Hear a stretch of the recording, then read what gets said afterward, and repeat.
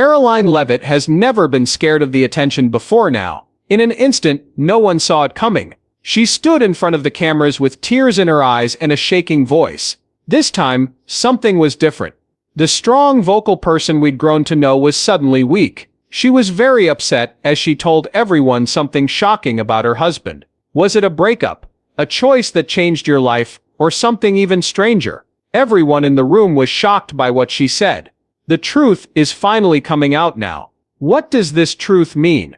The path Karoline Leavitt took to get to the national stage wasn't exactly the norm. She didn't come from a political family or have a clear road set out for her. It was a small town in New Hampshire, where she grew up. Her family ran an ice cream shop and a used truck lot, but Karoline was interesting even back then. Her voice was strong, and she wasn't afraid to use it. When I got to college, that fire got even stronger. It was midterms time for most students, but Karoline was making news by writing bold op-eds, supporting Trump's policies, and even starting the first broadcasting club at her school. She was more than just another student with an opinion. They were heard because she made sure of it. A lot of people paid attention to her, which led her straight into right politics. She got a job at the White House, where she worked directly for Kayleigh McEnany after doing an internship at Fox News. She went on to become a major force in political communications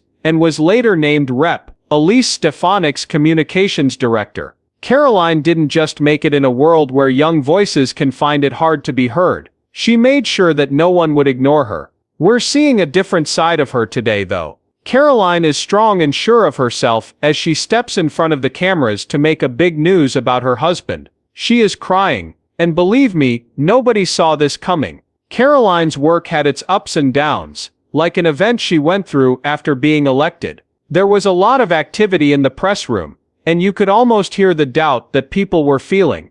Not a lot of people were very excited about the upcoming speech by the youngest White House press secretary in history.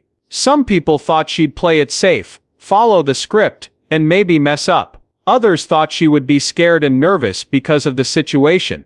Then she stepped up. It was clear from the moment she spoke that she wasn't here to follow the old rules. It took her 47 minutes to finish her first training. In terms of opening day, that's a race. People talked about more than just the length, though. It was how she dealt with it. There were no feints or cleverly worded non-answers to avoid tough questions. She didn't back down from the press. Instead, she questioned their stories, pointed out their bias, and made it clear that she wasn't just another mouthpiece. She was in charge. Even Peter Alexander of NBC asked her tough questions, maybe thinking she would give in, but she didn't. She stood her ground, answered with confidence, and she never looked like she was scared.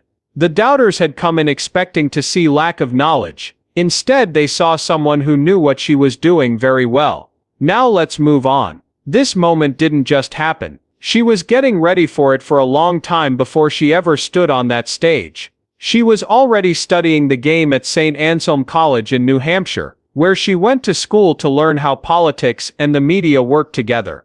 Because of what she knew, she got a job as an assistant press secretary in the Trump White House before becoming the national press secretary for his 2024 campaign. She wasn't just going with the flow. It was one of the most difficult political situations for her to learn, adjust, and show what she could do. But her confidence wasn't the only thing that made her stand out. That was her plan. She saw changes in the television world. Traditional news sources were losing ground to podcasters, social media influencers, and non-traditional journalists who were reaching more people than ever before. She didn't fight the change. Instead, she leant into it. She didn't waste time trying to get the old media to agree with her. She took the government's words straight to the places where people were already listening. It wasn't just about having a new person to speak. It had to do with a big change in how the White House talked to people. From the start, she made it clear that she was changing a job. For years, the White House press briefings were mostly made up of reporters from the same old media groups who asked the same questions. Things changed, though, when Leavitt took over. Conservative podcast hosts, influential people, and independent media voices all of a sudden had a seat at the table. The powerful people in politics were shocked by the move. Her mind told her it was clear. A lot of people in the U.S. stopped watching standard news. So why should the White House not pay attention to them?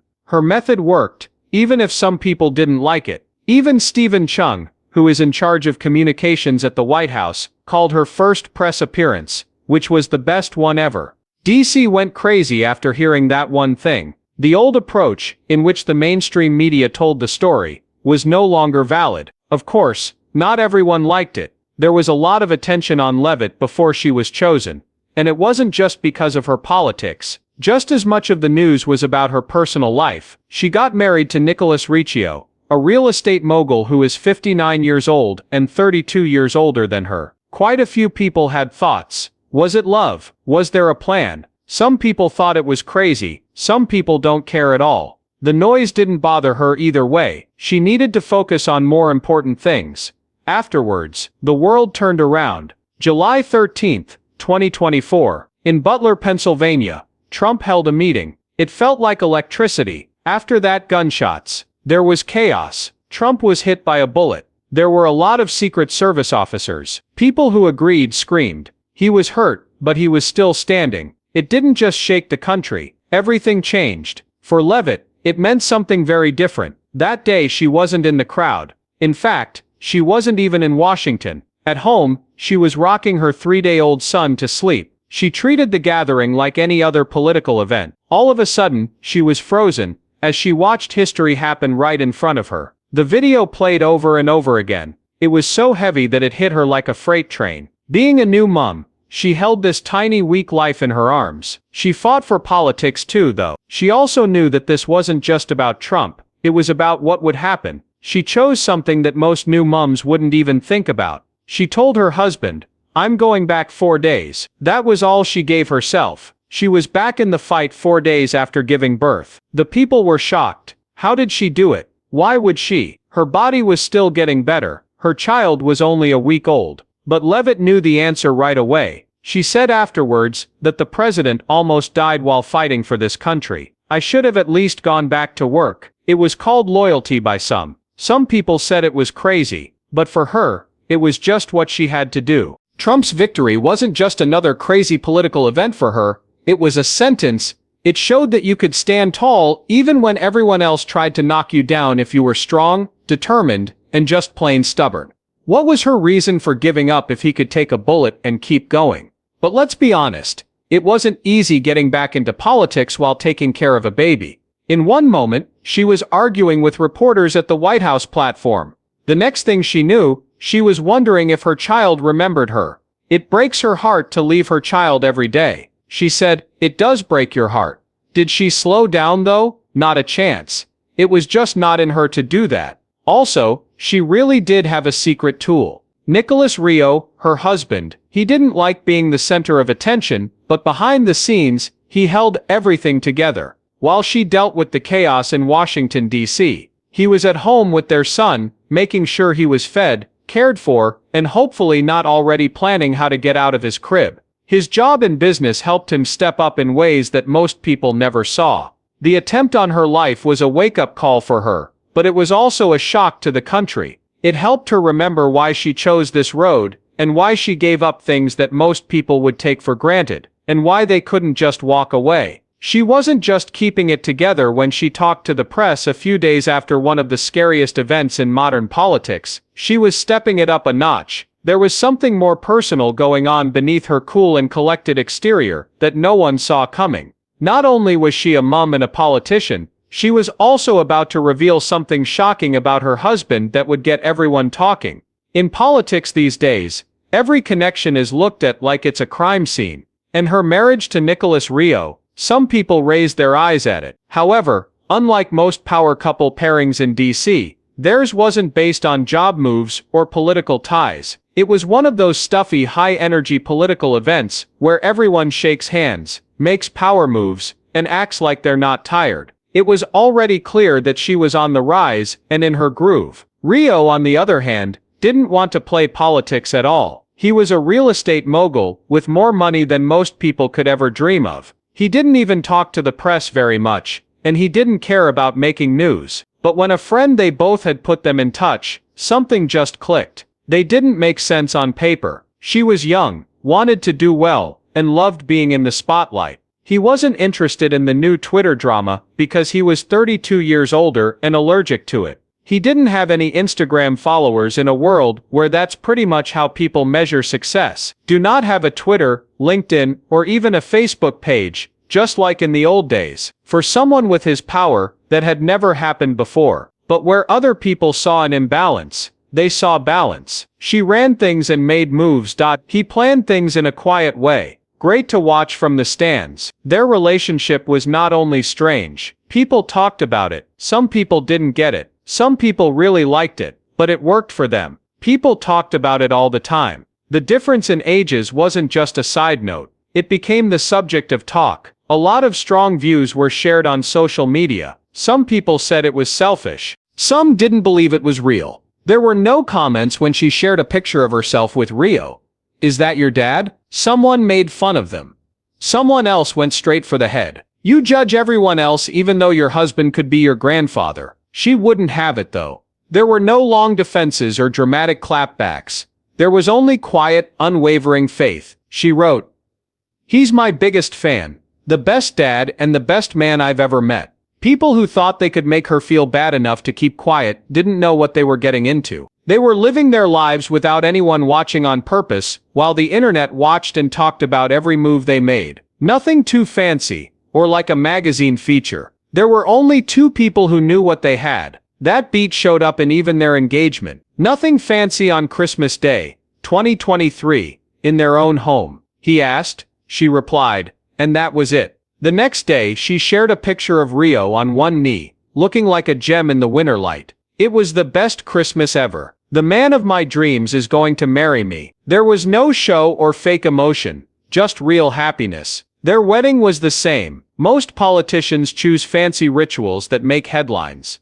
But theirs was the exact opposite. It was completely private. There was no press, no exclusives and no leaks from unknown sources. She didn't even put up a wedding notice. She only changed one word in her bio, wife. They didn't slow down after they got married. It really sped things up. Did she take on one of the hardest political jobs in Rio? He kept running his huge real estate business the same way he always did. There were no interviews, moments meant to get attention, or a sudden book called My Life as a Political Spouse. Out of sight, he stayed right where he wanted to be. But that didn't mean no one could feel him. People were shocked when she went back to work only 4 days after giving birth. They had questions. That's not even possible, right? Easy. Rio. He was at home taking care of their new baby son while she was in front of the press. He was the man who always gave her everything and never asked for anything in return. No one knew though how much he had also given up. His part wasn't just to be the steady husband who stood in the background and nodded like a well-dressed extra. It was a much bigger deal. People finally got it when she finally broke down and told them the truth about him. Nicholas Rio had something on him that no one saw coming.